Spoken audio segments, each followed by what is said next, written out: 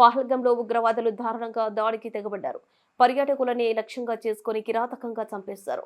ఈ ఘోరాన్ని దేశం ఎప్పటికీ మర్చిపోదు. ఉగ్రవాదులను నిర్దాక్షిణ్యంగా ఏరివేయాల్సిందేనని ఉప ముఖ్యమంత్రి పవన్ కళ్యాణ్ వ్యాఖ్యానించారు. మనకు మంచితనం, కనికరం ఎక్కువయ్యాయన్నారు. కాశ్మీర్లో ఉగ్రదాడిలో ప్రాణాలు కోల్పోయిన శ్రీ పొట్టి శ్రీరాములు నెల్లూరు జిల్లా కావలి వాసి సోమిశెట్టి మధుసూదన్ రావు భౌతిక కాయం గురువారం స్వస్థలానికి చేరుకోగా పవన్ కళ్యాణ్ పూలమాలలు వేసి నివాళులర్పించారు. సహచర మంత్రులు నాదెండ్ల మనోహర్, ఆనం రామనారాయణ రెడ్డి, సత్యకుమార్లతో కలిసి బాధిత కుటుంబ సభ్యులకు ఓదార్చారు. సుమారు గంటకు పైగా వారితో మాట్లాడారు. అనంతరం మీడియాతో పవన్ మాట్లాడుతూ, మధుసూదన్ రావు కుటుంబ సభ్యులు క్షోభను చూశాను. మరి వారి ఆవేదన వింటుంటే మనసు వికలమైంది. మాట్లాడటానికి మాటలు రావడం లేదు. ఇదే ఘటనలో చనిపోయిన విశాఖకు చెందిన చంద్రబాబు కుటుంబ సభ్యులను కూడా కలుస్తాను. తర్వాత మంగళగిరిలో మీడియాతో అన్ని వివరంగా మాట్లాడతానని పవన్ అన్నారు. బాధిత కుటుంబాలకు పరిహారం ఇచ్చేందుకు రాలేదని వారికి భరోసా కల్పించేందుకు వచ్చామని పవన్ అన్నారు. కశ్మీర్లో ఉగ్రవాదులు చాలా కిరాతకులు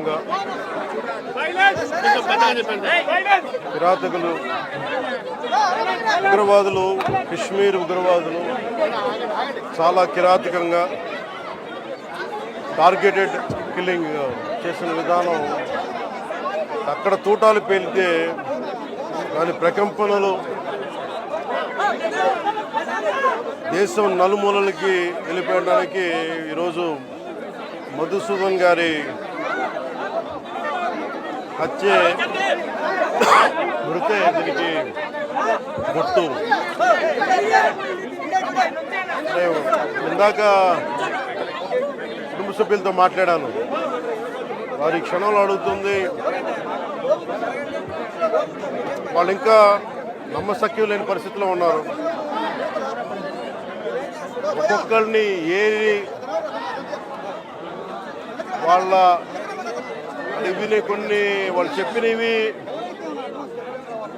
మీడియా ముఖంగా కొన్ని చెప్పడానికి ఇబ్బందిగా ఉంది నాకు. ఎందుకంటే ఈ ఉద్దేశం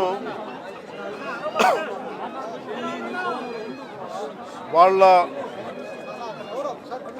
ఏ ధర్మాన్ని ఆచరిస్తారని చెప్పి చాలా కోల్డ్ బ్లడెడ్గా నిర్దాక్షిణ్యంగా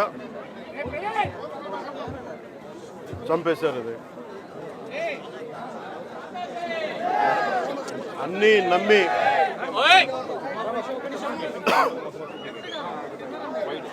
కశ్మీర్లో అన్నీ ప్రశాంతత ఉంది గత కొన్ని సంవత్సరాలుగా,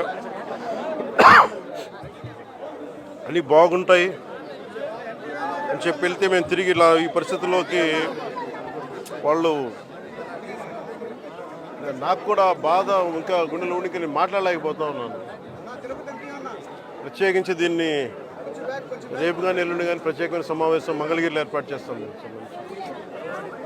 ఎంత కిరాతకంగా, ఎంత దారుణంగా చంపారు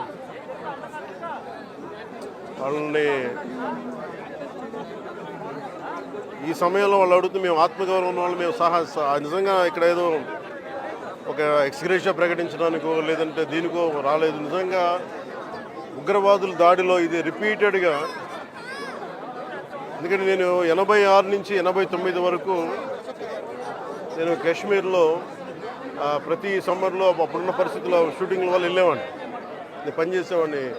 సో నాకు పరిస్థితులు తెలుసు. నాకు మళ్ళీ తిరిగి అలాంటి పరిస్థితులు పునరావృతం అయినాయి అనేది చాలా చాలా బాధ కలిగిస్తూ ఉంది. కొన్ని అంశాలు ప్రత్యేకంగా ఆవిడ తెలియజేశారు. వారి అమ్మాయి కానీ వారి అబ్బాయి కానీ వాళ్ళ పడ్డ క్షోభ చాలా చాలా వివరంగా తెలియజేశారు. ఎంత శాడిస్టిక్గా, ఎంత మెథాడికల్గా, కోల్డ్ బ్లడెడ్గా